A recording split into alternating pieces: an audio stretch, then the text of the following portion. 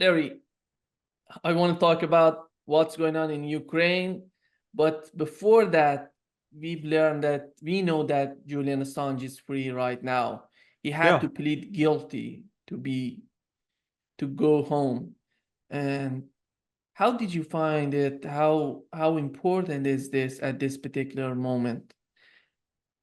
But, I know there's been some attention or comments by people like Robert F. Kennedy Jr. saying, oh, this is, he's happy for his release, but this is terrible because it sets a precedent that the United States can criminalize journalism around the world. Well, yeah, I mean, but that's what it's been doing. So, we should pretend that if Julian had not pled out this way, that somehow that would not be the case. Uh, any authoritarian government is going to try to crack down and limit freedom of expression. And I mean, let's be clear. There are limitations on what people can say and write in Russia with respect to the war. You can make the case that because they're at war, there are going to be restrictions. Same in China. You'll find that in India. You'll find it in all major countries. The United States really had been sort of unique from the standpoint of the First Amendment of the Constitution, which gave enormous leeway to what reporters could do. And I would argue that really the key, the most critical element for a free society is a free and independent press. But we no longer have that in the United States. We have a corporate media that's controlled by, a handful of large corporations that are subservient basically to the money that controls them. So you're not getting the kind of independent journalism or reporting that used to be available 50 years ago. And I'm not trying to pretend that 50 years ago it was perfect. There have always been these prostitutes, the term is prostitutes, who will, work for money and say what is either politically convenient or politically acceptable. So the United States, having moved away from that, it's really just become, another run-of-the-mill authoritarian countries that will try to prevent a reporter from doing his job. And that's exactly what, Assange was doing his job. Yes. Do they, from time to time, compensate sources? Sure.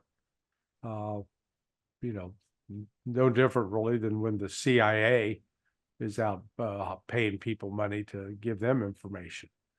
But in this case, the work of Wikipedia, or I mean of WikiLeaks, sorry, too many wikis.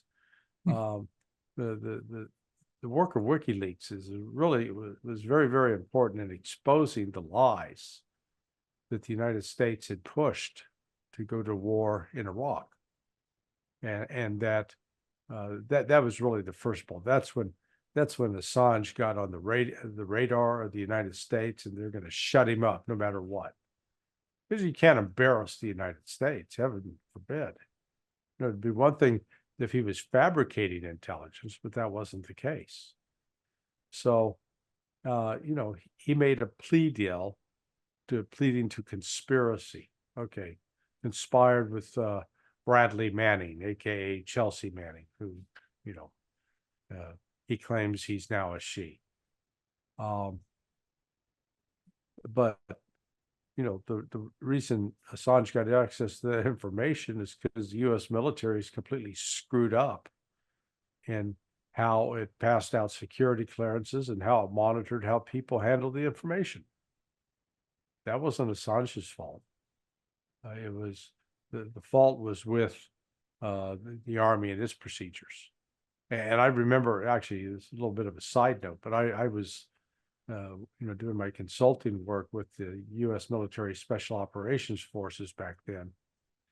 And it was like overnight, we went from having full access to State Department message traffic to it was cut off completely. So, and that was unfortunate because I was using that information and structuring these exercises for the Joint Special Operations Command, and so it actually reduced the quality of the training in my view. So that was damage that was done because State Department said, okay, we're going to prevent anybody from reading our stuff now.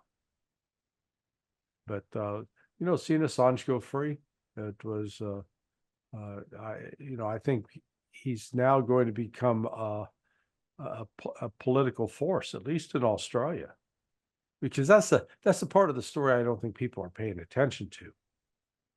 The reason he got out on this deal, it was because of pressure from the Australian government. I'm convinced of that.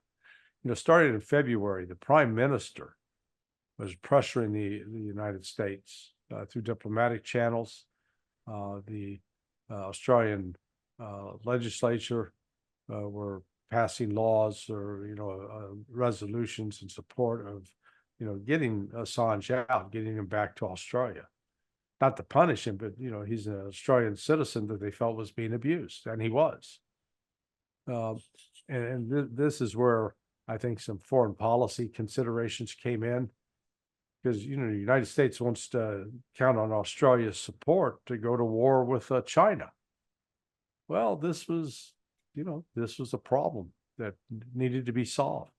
So they take that off the table, and it's just one less irritant between Australia and the United States. Yeah. But his legacy would be forever for us, and nobody can destroy his legacy, no matter what he's gonna do. Yeah, well, he's made WikiLeaks part, added new words to the dictionary, for starters. When you look back on the fact that he's basically been in confinement for 12 years, I mean that's incredible. The 7 years at the hiding out in the Ecuadorian embassy, and then the 5 years in solitary confinement in Great Britain. Just the very fact, how Assange was treated in Britain, they should never be allowed to call it Great Britain again. Nothing great about it. It's pathetic. Call it pathetic Britain, cowardly Britain. But there's nothing. They completely violated, the country that birthed the Magna Carta, that was really trying to impose limits on arbitrary rule by, kings, people who claim to have divine authority from God. Themselves played God with this man's life and did so in a way that was very unfair and unjust. But fortunately, he's able to walk out. They said he was suffering from some health issues and others, but at least he looked in pretty good shape when he walked out of prison, and that's the good news. Yeah. Larry, talking about the recent comments of Sergey Lavrov, he's saying that the United States is looking for a strategic defeat of Russia. And when you look at the current situation, when you look at these terrorist attacks, how they gonna do that if they wanna strategically defeat Russia? Well, you mean that the West has no ability to strategically defeat Russia, even if they use nukes. The defeat implies that one side loses, the other side wins. If it comes to use of nuclear weapons, then what we're going to be looking at is the United States ceasing to exist as a country, as a nation. There's just we do not have the ability to defeat Russia. And the Russians, I think Putin and Lavrov, they're very conscious of this. They're not, they're not being reckless or impetuous and wanting to use nukes. That is absolutely a last resort. But the course of the war in Ukraine is going in a direction that the United States cannot stop. It doesn't matter how many weapons, including, cluster munitions, the United States sends to Russia or to Ukraine to be used against Russian forces. It's not going to alter the course of the war, the trajectory that it's on now. I heard, I guess, Mark Sloboda is out saying this thing could go on for another 5 years. The guy's delusional. I mean, he doesn't understand logistics. He doesn't understand U.S. finances. The United States does not have an unlimited checkbook. They can keep writing these checks and sending equipment that is frankly having trouble making. I mean, that's what's so, I think that's been one of the most shocking revelations out of this entire special military operation. There was the belief that the United States had unlimited ability to produce weapons. They just snap our fingers and roll out some more HIMARS, roll out some more Patriots. But it turns out, boy, that's not true at all. That the United States right now is boosting its production of Patriot missiles up to 550 a year. Well, I used the example of what happened on December 29th in Ukraine. There were over 240, the Russians fired over 240 cruise missiles, Kinzhals, Iskanders. And if you think about it, for a Patriot missile battery, it's going to engage these inbound missiles. The Patriot missile battery is going to fire 2 missiles for every one that the Russians are firing. So just do the math, 220. That's it requires 440 Patriot missiles. That's just on one day. And that, when the United States can produce in a year 550 total. Well, right there, almost in one day, you've completely exhausted the supply of what the United States could produce in a year. So tell me how that, how are you going to sustain that for 5 years? That's nonsense. And it's not isolated to the Patriots. Ditto for attack of missiles. Ditto for HIMARS. Ditto for 155, 152 millimeter shells that go into M777s. Ditto, for the barrels on those howitzers. When you fire them at the pace that the Ukrainians are firing them, the United States barrels wear out a lot quicker than the Russian barrels. So, and then it's not like they're able to, make babies in January and then have a fully grown 18-year-old in December. It's not happening.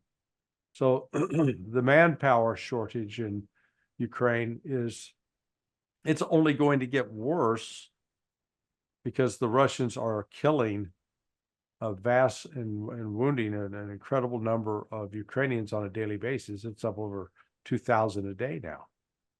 And you say, well, so what? Do the math. 2,000 a day, 365 days in a year. All of a sudden you're up to like 382,000 or 682,000 dead or wounded in a year if that's the pace that continues. No army can sustain that without having an ample supply of people.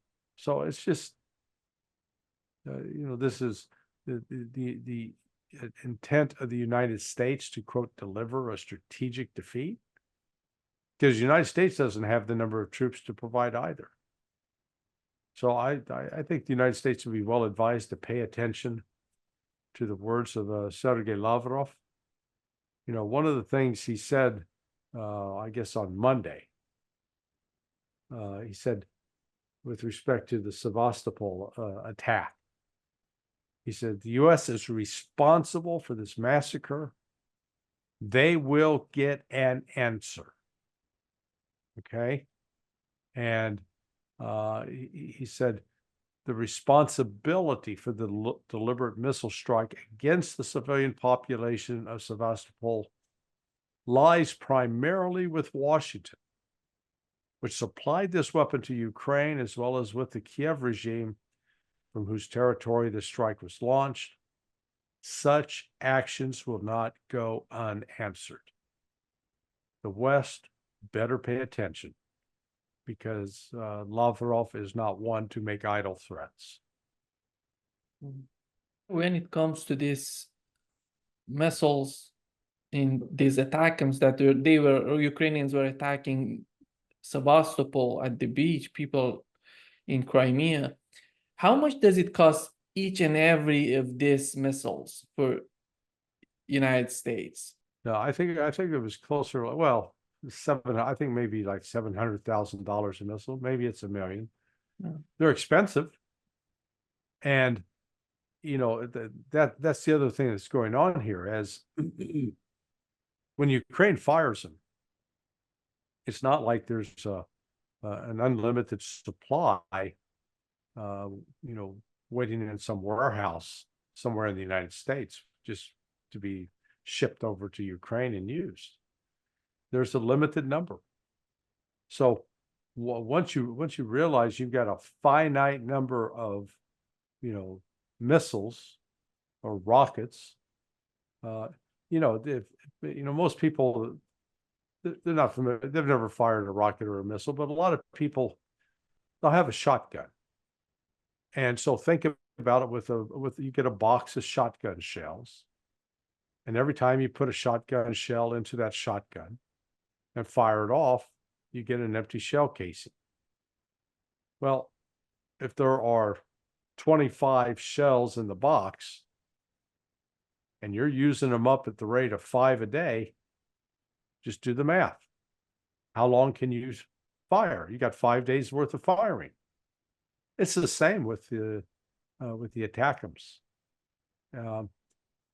You know, I think some of the language about this is wrong, though, because they talk about it as long range missiles. They do have a range of up to about I think it was 180, maybe 200, 220 miles. But you know, they don't have the capacity to go 1,000 miles or 2,000 miles. You know, that in my mind would be long range. So that they have a limited strike capability. Yeah, because it's not like they're right up against the border of Russia when they're firing this. Sometimes there are, you know, 60, 70 miles inside. So that right there subtracts the total distance that they can strike capably inside Russia. Still, it's going inside Russia, and it's you know, they're hitting civilian targets. That's the other thing that's sort of crazy about this. If you have, you know, the concept of using ammunition, using a rocket or missiles, you want to hit something that's going to help your cause. You know, this is like a hunter who's going after a deer, and instead of shooting the deer, keeps shooting up trees or, you know, other things. And, you know, killing civilians, you know, all that does is piss off the Russians. That's what it accomplishes. It makes the Russians more determined to destroy Ukraine.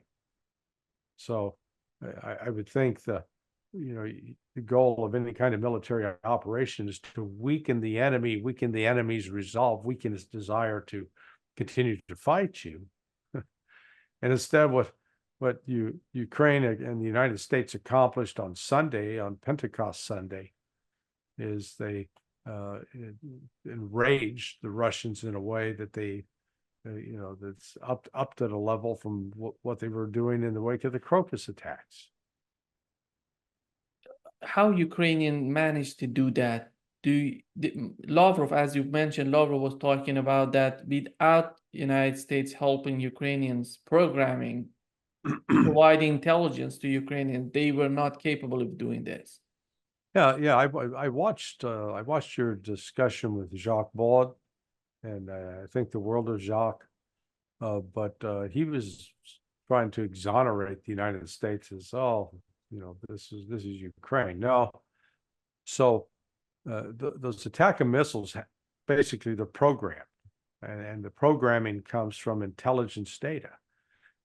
Ukraine doesn't have satellites. Ukraine doesn't have global hawks for flying over the Black Sea. They don't have rivet joints, which are KC-135 aircraft decked out to collect signals intelligence.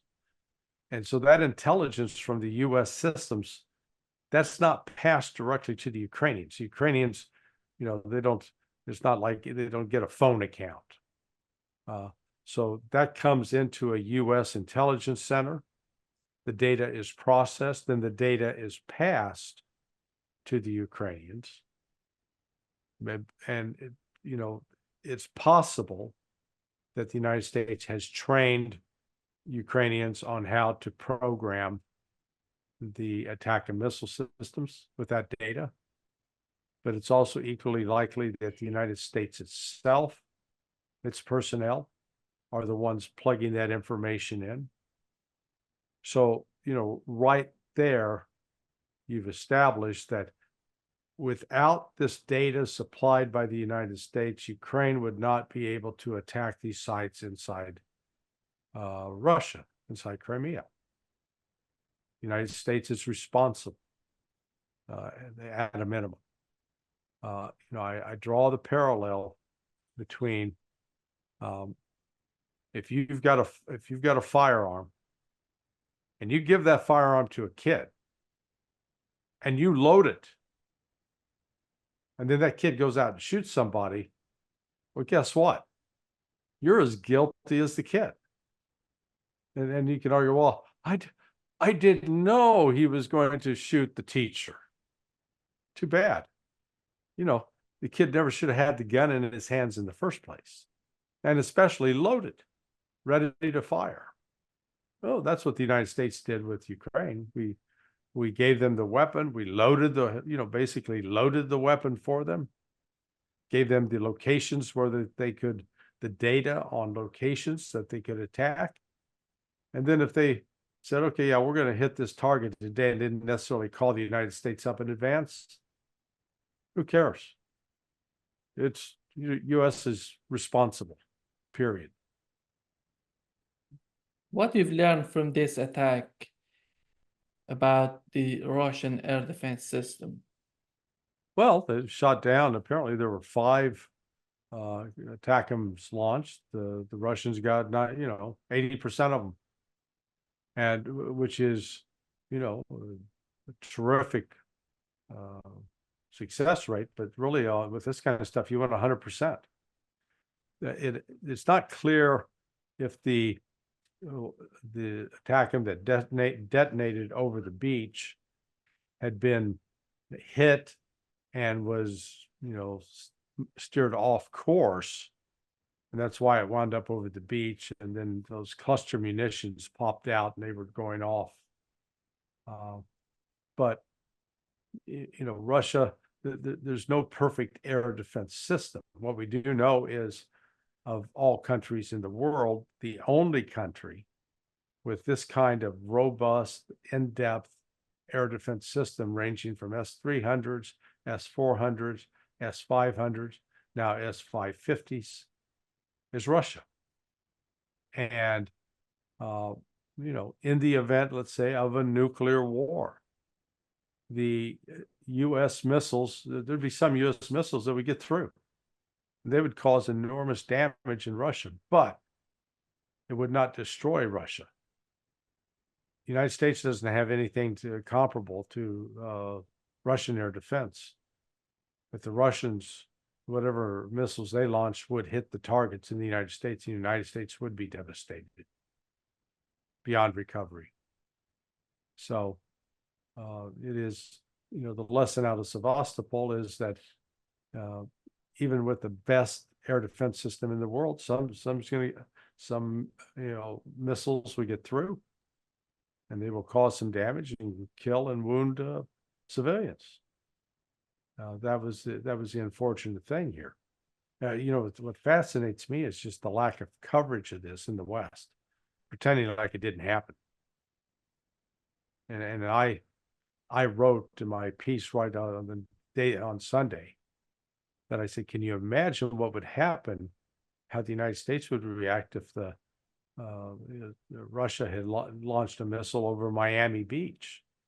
Well, that got picked up by several people have been repeating that, which is good. It's flattering. Somebody read it and it resonated and made the point. The United States would, we would be clamoring to attack militarily whoever did that to us. And that's exactly what's taking place in Russia right now, that the public is outraged and they're demanding action.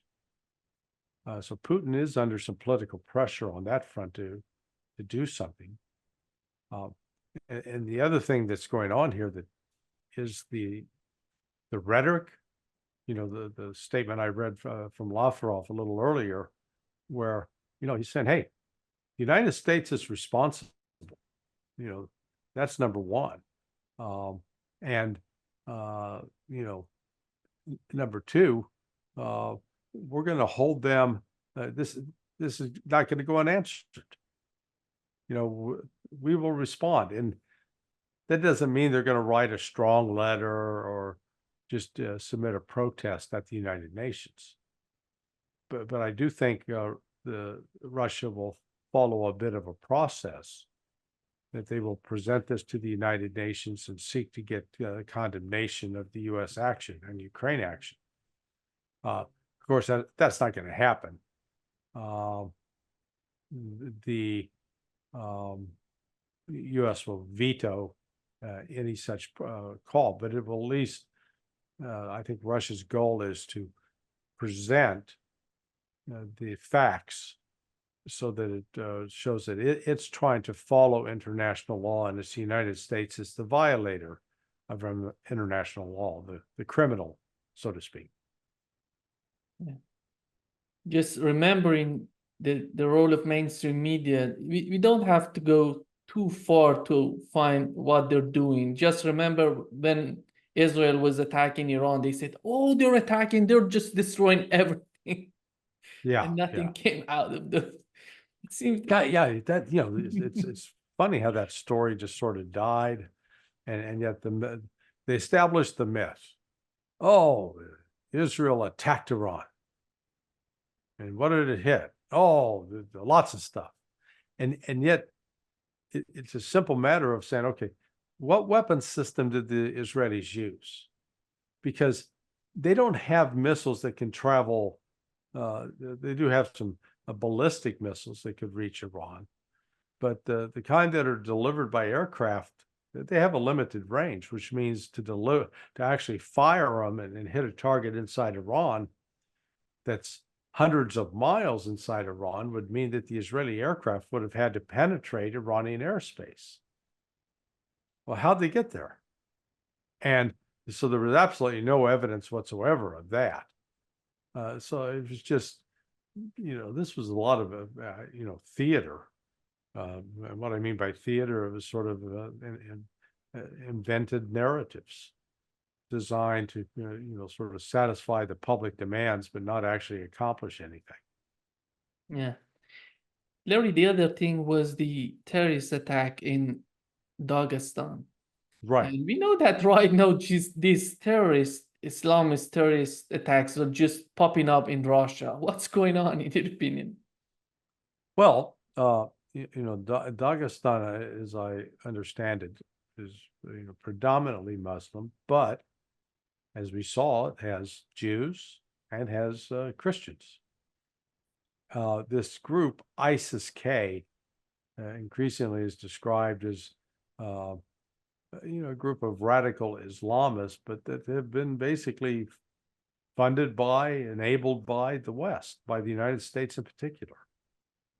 I think it's highly likely that Western intelligence assets were involved in planning and facilitating this attack. The fact that both of these occurred, that the ATACMS missile strikes in Sevastopol occurred on Pentecost Sunday, a holy day in the Eastern Orthodox Christian Church, and at the same time, the attacks were underway in Dagestan, in two different locations, both the torching of the synagogue and then the attack on the church where they slit the throat of this venerated priest, this priest who is, quite famous for promoting harmony between the different faiths. There is a statute that sits there in one of the cities in Dagestan of this priest with a rabbi and a mullah, the chief mullah of Islam in Dagestan. So this was, this was not just a happenstance. This was deliberate targeting. And you say, well, why is the West doing this? The only thing they have left in their playbook now is to try to figure out how to promote unrest and division inside Russia, to get the Russians fighting against each other. If only they can get the Muslims and the Jews and the Christians to hate each other and fight each other, that's what the West sees as their only hope for stopping the Russian military offensive in Ukraine. It's sick. It's disgusting. It's the kind of thing that if I was, if I was still at CIA and this came up as a proposal and they said, okay, this is your mission, I'd quit. You walk away from this. This is pure evil. Promoting that, it's just, there's no other way to describe it. How do you find the response from Russia for these attacks, terrorist attacks? And they said that they're gonna respond, but what would be the response coming from Russia in your opinion? They're not interested in killing civilians in Ukraine. And how about infrastructures in Ukraine? Well, so they're already doing that. They've been hitting power plants, hydroelectric and coal-fired, and this is, they're doing that on a daily basis, weekly basis at least. They are hitting warehouses where weapons are stored. So I think this is going to be something, bigger than that. Several possibilities exist. They will arm both Iran, North Korea, Hezbollah with weapons that can be used against the United States. That's one possibility. They could impose a no-fly zone over the western half of the Black Sea, and put the United States on notice, and going forward, any surveillance aircraft you put into this area is going to be shot down. So, they could go that route. They could, try for some targeted assassinations of the personnel that were involved in programming and launching these missiles, or they go back and directly take out the site from where they were fired. The problem is they're on mobile launchers, so I'm sure that they were moved from the time that they were fired. But the fact that both Putin and Lavrov have been very clear that there would be consequences suffered by the West, I don't see how they back away from that. They're going to have to do something, and nothing quiet. If they went out and did something that doesn't get publicized and that nobody knows about, sorry, that doesn't help. They're gonna have to do something that's going to send a message to the public that, we told you not to do it, and now there's payback, and you're gonna pay a price, and the public's gonna know about it. Otherwise, if Lavrov's out saying, yeah, the US is responsible for this and it's not going to go unanswered, and then Russia doesn't do anything, right away the West will say, see, we told you. They're full of hot air. They're making idle threats. They have no intention of following through. We can do whatever we want.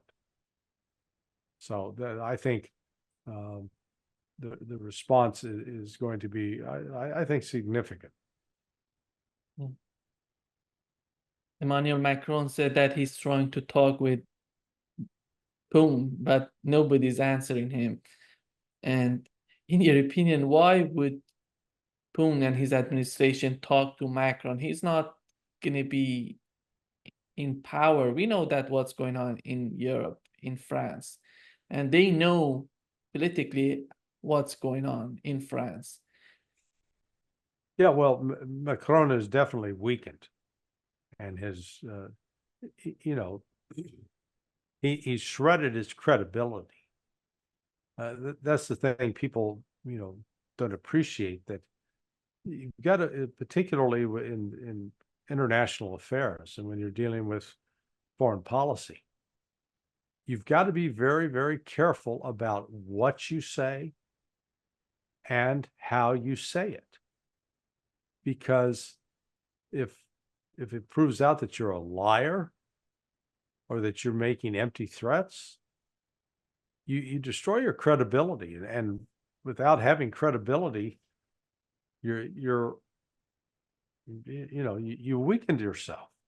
And Macron is now discovering that, I think, much to his chagrin, which is, that he's been on both sides of the issue. On the one hand, claiming to be pushing for peace, on the other hand, agitating for war. And I think the Russians realize he's not a serious person, and he's losing his political standing in France. If the elections go the way that it appears, with Marine Le Pen in the lead, it's going to be, a new power to deal with. But at that point, we're going to see if Le Pen is, again, all talk, or if she delivers. We saw this with the Brits, with the Tory party, when they, the anti-Brit, the exit from the European Union, Brexit. They made all sorts of grand promises and never follow through on them. Okay, and now they're going to just get clobbered at the upcoming election. Some are even speculating that it could be the end of the Tory party, that lose some of these seats. It's possible. So the credibility issue of when people say things and follow through on them is important. Macron is he's a victim of his own mouth. But that's why this reflects on, Putin and Lavrov have said some very strong things about the West. That's why I don't think they're not like Macron. They're not just talking to be talking. They're deadly serious. Yeah. We know that Prime Minister of India, Modi, is going to be in Russia talking with Putin. And in this latest talk of Lavrov, he's saying that Russia has plans to reassemble the Russia, India, China format. And how do you see right now India, the role of India? Is India getting closer to Russia and China, or they're trying still to play a role in the middle? Well, I'm not sure Russia and India have been estranged so much. I mean, recall, heavens, good grief, over 50 years ago, my wife was a college student, and she went on what they call a winter term. So they took January off and they do trips, and her group went to India and to Delhi. And when she was in Delhi, they stayed with a local family. Well, she stayed with the family of the former prime minister at the time, a guy named Bandura Shastri, who the previous year had gone to Russia for talks. He was in Moscow talking with, it was then the Soviets, and he fell over dead with a heart attack. So my point is that talks between India and the Russians, they've had relations for years. But what's changed today is that India is now one of the largest, economies in terms of gross domestic product, and it's measured by purchasing power parity. They are number 3. So they're definitely somebody that has to be taken into account. Apart from the fact that they're enormous population, we're, what is it, 1.5 billion people? So 5-6 times the size of the United States in terms of population. The animosity, the friction between India and China, again, that's been going on for years. And there's always been the fear that it could escalate into a hot war. But I think one of the elements that has reduced that as a possibility is BRICS. When you have this economic union that is requiring China and India actually to work together, is a good thing. And so to that extent, I see, Russia's able to play a positive role of, basically keeping them from killing each other, getting them to work together. So that's, thank God they're playing that role, because, the last thing we need are to have 2 of the largest countries in the world in terms of population massacring each other. Did you see the reports coming out of this visit of Putin to North Korea? They're trying in the mainstream media and CNN, Voice of America, Le Monde, they're talking about that this visit of Putin just was problematic for Xi. How do you find this type of policy right now? Why they're doing this, in your opinion? And is there anything behind this type of rhetorics? Well, does North Korea sit on the border of Russia? Yeah. So, Russia is pursuing its foreign policy. And its foreign policy doesn't say, oh, we're not going to talk to any country unless we get a green light from China. But, by the same token, Russia does not demand out of China that it deal only with Russia and no other country on its border. So, this is just what I call Western sour grapes, trying to create an issue where there is none. Xi's not a fool. He recognizes he needs Russia. He needs Russia far more than Russia needs China, to be candid. And, she's paying attention to what the West is saying. The West is going to go to war with China, maybe within the next year or 2. But that's been, that's what, people are, what they're saying, which is crazy. Just to wrap up this session, Larry, we've learned that in Africa, in Kenya, right now, it seems that people are not happy with the current president. It's called a pro-United States president, that they he was evacuated from his place. And we see that pictures coming out of Kenya shows that Russian flags are in the hand of protesters. What's going on right now in Kenya, in your opinion? Yeah, well, I don't know. I really don't know the full scope of what sparked this. In Kenya, they're actually committing, terrible violence, burning and destroying things. And at the same time, the the security forces in Kenya are shooting protesters, point blank. There have been, some horrific images of headshots that have been taking place. So, some of this seems to be rooted in a protest against austerity measures that are being pushed by the IMF and the World Bank. And that, I think that's maybe one of the underlying stories there, that the traditional international rules-based order, so much touted by the United States, which is basically the United States controls economic, political, and military institutions to govern the world, that policies and programs by both the International Monetary Fund and the World Bank are imposed on countries like Kenya, and it's the average person, the middle class people, that suffer. The very wealthy, they don't suffer. They get a pass, but it's the the cab drivers, the people that sell produce at markets. They're the ones that suffer, and this does not appear to be a reaction that was provoked from outside. It appears to be organic. It was genuine. That you got great anger at the government because the government is seen as catering to U.S. policy wishes and ignoring the desires of the Kenyan people. So, but it's fascinating watching this. It's not just in Kenya, all across Africa, particularly from Kenya and then going directly west through the Sahel, whether it's Chad or Niger or Mali.